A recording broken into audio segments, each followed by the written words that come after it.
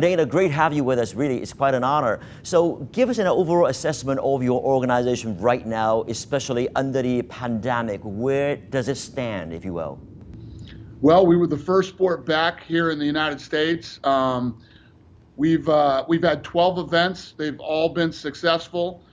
Jacksonville, Florida, the Apex here in Las Vegas, and then Fight Island, Abu Dhabi. And we're going to have 9 events in August between fight nights and contender series. Then by the end of August, we'll have done 21 events. Is your organization financially challenged like many others? It sounds like you're ready to roll on with the show. Yeah, there's definitely financial challenges. No live gates. So this year you're talking $110 million lost in live gates. Obviously, it's expensive to put on fights. And, now there's a whole nother expense with COVID-19 and testing and all the things that we have to do. Mm-hmm. Securing hotels to quarantine people, and the list goes on and on. So, yeah, there's unfortunate expenses lost and gained in doing this thing, but it is what it is.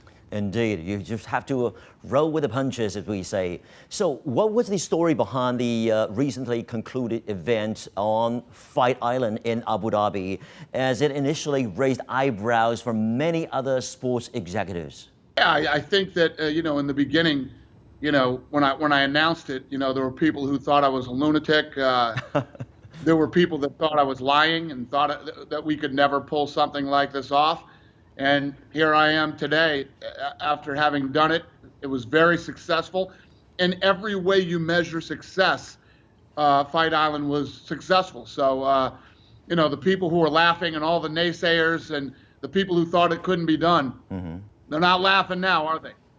Indeed. You nailed it, really. So down the line, would you say that there will be more events like that in the pipe to continue to promote UFC under the new normal? Because this new normal could last for quite a while. Would that be the case that in which you still don't have any fans involved and so forth? Yeah, this thing has been so unpredictable that I literally, all I've been focusing on is if this thing continues and keeps escalating or gets better or whatever it is, we're ready for every challenge that's thrown at us. We're thinking way ahead of this thing, and I'm not even thinking about fans coming back. So it's not even. I'm completely thinking about how to run the business without having fans, a live gate, COVID testing, all these other things. Mm-hmm. Talking about China's hero here, Weili's story has been very fantastic.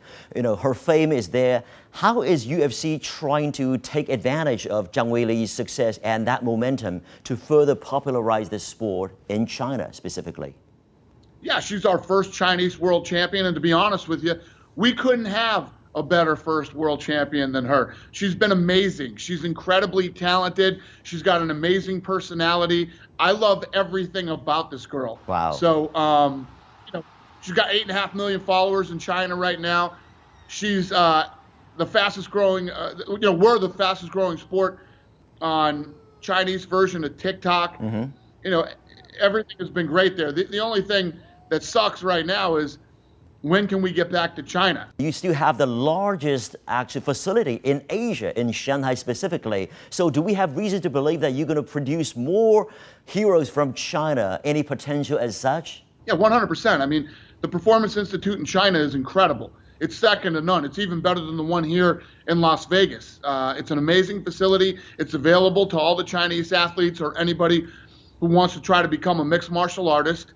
And yeah, we will absolutely produce more stars and more world champions out of that facility. Can't wait for that moment, really. So what could be UFC's long-term strategies down the line to globalize the UFC, regardless of the pandemic? Hopefully the pandemic will be taken care of down the line, but your long-term plans and objectives. Well, we're going to continue to put on international fights on Fight Island. And whenever the world gets back to normal, we're going to do what we always do. We're going to continue to go into new markets, put on live events, grow the fan base, look for young talent from all over the world, cultivate it, and hopefully turn these kids from all these different countries into world champions or top 5 contenders, and do what we've always done. I remember you once said to us that, I believe that was in Shanghai, you said this sport itself should and will be the most sought after and popular sport in the world. Do you still stick to that saying?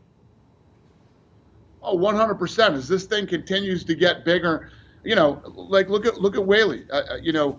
More people, men and women in China, are gonna become fans of mixed martial arts because of her. And as we continue to go into these different parts of the world, and people that look like you, talk like you, and come from where you come from become some of the best fighters in the world, you become fans. And the growth that we're going to see over the next 5 years in this sport is going to be unbelievable. Mm-hmm.